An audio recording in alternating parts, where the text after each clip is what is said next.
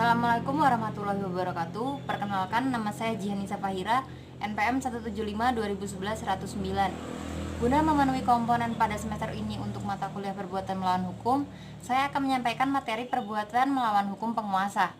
Baik, sebelum itu kita harus membahas apa itu perbuatan melawan hukum. Menurut pasal 1365 KUH Perdata, perbuatan melawan hukum sendiri diartikan sebagai yaitu tiap perbuatan yang melanggar hukum, yang menimbulkan kerugian kepada orang lain dan mewajibkan kepada orang yang menerbitkan kerugian itu untuk mengganti kerugian tersebut. Nah, menurut pasal 1365 KUH Perdata, pengertian dari perbuatan melawan hukum ini sendiri memiliki 5 unsur, yaitu: pertama, adanya perbuatan; kedua, perbuatan tersebut melawan hukum; yang ketiga, adanya kerugian; yang keempat, adanya kesalahan; dan yang kelima, adanya sebab akibat atau kausalitas. Nah, dari 5 unsur tersebut bersifat kumulatif, artinya apabila salah satu unsur tidak terpenuhi, maka tidak dapat diperkarakan dalam perkara perbuatan melawan hukum.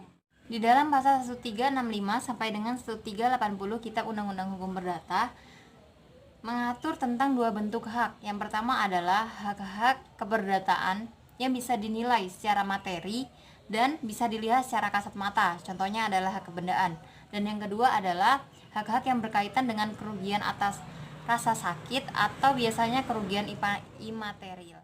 Menurut Meyer, seorang dianggap melanggar hak apabila dia melakukan suatu perbuatan yang sedemikian rupa sehingga atas perbuatannya tersebut menimbulkan kerugian kepada orang lain.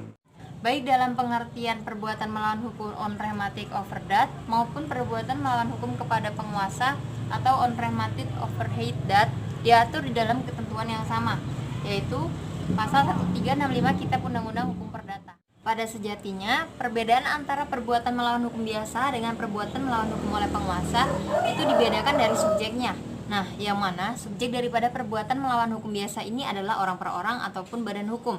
Sedangkan subjek daripada perbuatan melawan hukum oleh penguasa ini haruslah dilakukan oleh penguasa. Peraturan perundang-undangan sendiri tidak mengatur secara spesifik tentang apa saja yang bisa digugat kepada pengadilan negeri untuk perkara perbuatan melawan hukum oleh penguasa. Perlu diketahui bahwasannya perbuatan melawan hukum oleh penguasa ini bisa digugat kepada pengadilan tata usaha negara. Maka apabila suatu gugatan perbuatan melawan hukum oleh penguasa diajukan ke pengadilan tata usaha negara sebagaimana di dalam Pasal 1 angka 9 Undang-Undang Nomor 51 Tahun 2009, haruslah keputusan yang bersifat individual, konkret serta bersifat final. Nah, pertanyaan selanjutnya, kapankah penguasa dapat digugat secara keberdataan karena telah menimbulkan kerugian bagi private person?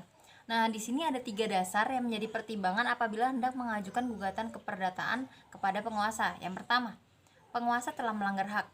Yang kedua, perbuatan penguasa bertentangan dengan kewajiban hukumnya. Dan yang ketiga, perbuatan penguasa tidak berhati-hati, diukur dari kepatutan yang ada di dalam masyarakat. Menurut Sutojo, apabila penguasa telah melakukan suatu perbuatan di dalam ranah publik yang akibatnya menimbulkan kerugian bagi hak milik private seseorang, maka hal tersebut bisa saja diajukan dalam gugatan keperdataan.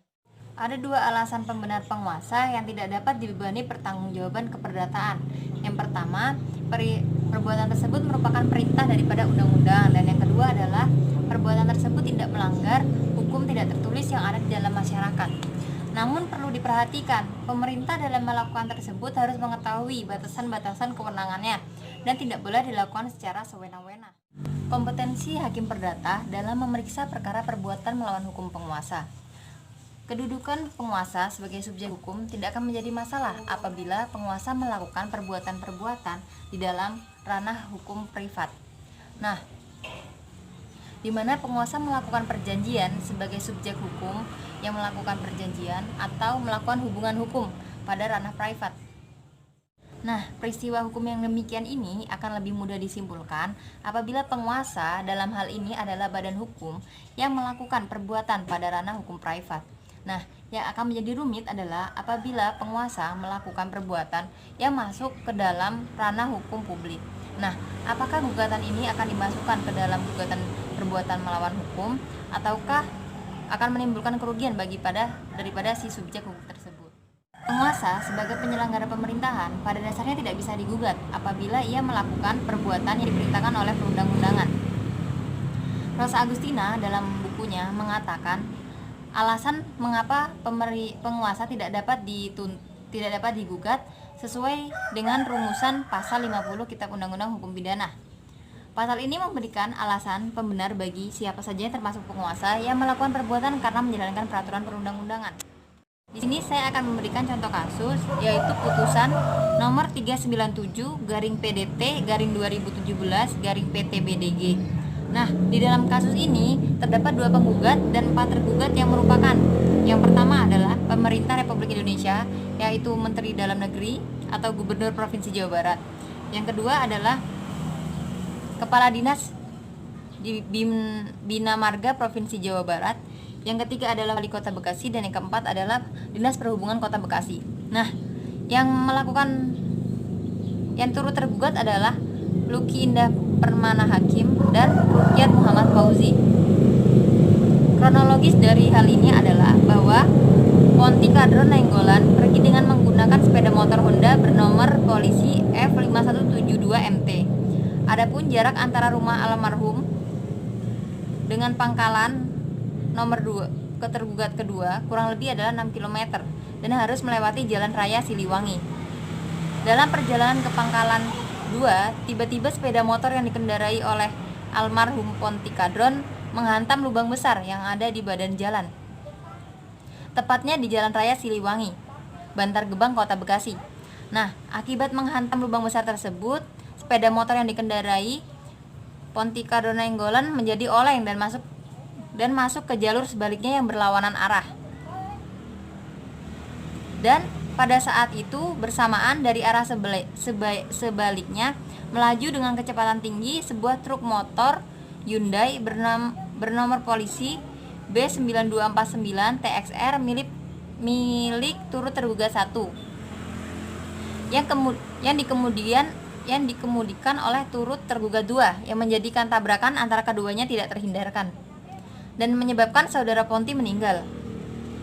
Pengadilan Negeri Bekasi memutuskan menerima permohonan banding dari para pembanding semula dengan para penggugat. Nah, para tergugat dianggap lalai dalam memelihara jalan, bahwa perbuatan melawan hukum yang dilakukan oleh para tergugat tersebut bertentangan dengan kewajiban hukum para tergugat masing-masing adalah 1. Kewajiban hukum tergugat 1. Sebagai kepala daerah Provinsi Jawa Barat memiliki kewajiban untuk menyediakan fasilitas sesuai dengan fasilitas umum yang layak sebagaimana dimasukkan dalam pasal 22 huruf A dan huruf G UU PD. Nah, untuk tergugat 1, sebagai penyelenggara dalam melakukan ini mewajibkan dan tanggung jawab untuk memelihara jalan sesuai dengan kewenangannya sebagaimana dimaksud dalam pasal 97 Peraturan Pemerintah Jalan, dan pemeliharaan jalan merupakan prioritas tertinggi yang dapat mengakibatkan kecelakaan lalu lintas sebagaimana dimasukkan dalam pasal 24 ayat 1 Undang-Undang Nomor 2 tentang lalu lintas dan angkutan jalan. Nah, demikian materi yang dapat saya sampaikan. Saya ucapkan banyak permintaan maaf apabila salah-salah kata dan apabila salah-salah dalam penyampaian. Saya ucapkan terima kasih.